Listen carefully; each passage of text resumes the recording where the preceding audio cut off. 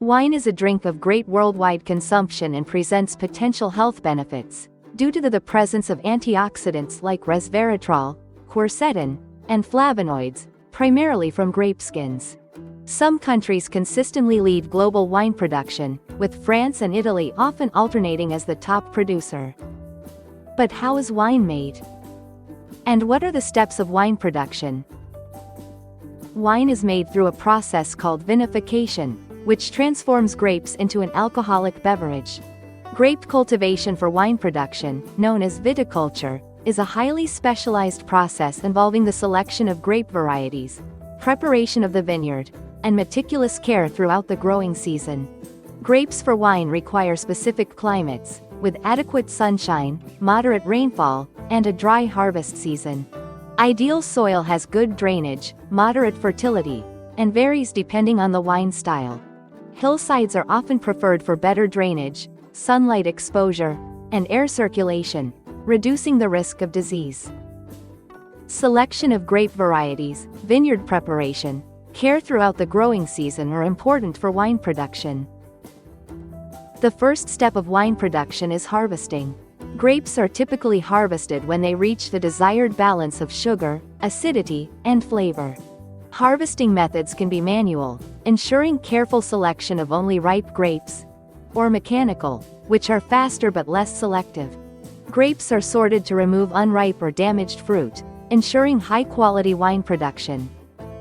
The next step is crushing and pressing. For red wines, grapes are crushed to break the skins but keep the juice and skins together. For white wines, the skins are removed earlier to avoid color transfer. Pressing extracts the juice from the grapes. Modern machines minimize oxidation and improve juice quality. After pressing, we have fermentation. The fermentation process is a crucial step in wine production, as it transforms grape juice into wine by converting sugars into alcohol and other compounds. This process is driven by yeast, a microorganism that consumes the sugars present in grape juice. The fermentation process is a delicate balance of science and artistry, allowing winemakers to craft wines with a wide range of flavors, aromas, and textures. It can be natural, if the winemaker allows natural or wild yeast present on grape skins and in the winery to initiate fermentation, or inoculated fermentation, if commercial yeast strains are added to provide more control over the process and ensure consistent results. If you are liking the video, leave a like and subscribe to the channel. This is very important so we can continue to make videos for you. Winemakers may add sulfur dioxide to the must. That is the crushed grapes, juice, and skins, to prevent oxidation and inhibit undesirable microbes. Yeast converts grape sugars into alcohol and carbon dioxide. It usually takes 1 to 3 or 4 weeks, depending on wine type.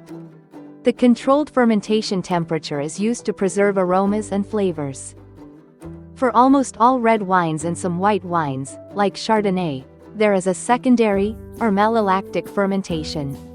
This is a bacterial fermentation where malic acid is converted into lactic acid and carbon dioxide, softening the wine's acidity and adding complexity. For red wine, fermentation occurs with the skin to extract color, tannins and flavor, and higher temperatures, 68 to 86 degrees Fahrenheit or 20 to 30 degrees Celsius, are used to extract color and tannins from the skins. For white wine, only the juice is fermented, without the skin, and fermentation is conducted at lower temperatures, 50 to 68 degrees Fahrenheit or 10 to 20 degrees Celsius, to preserve delicate aromas.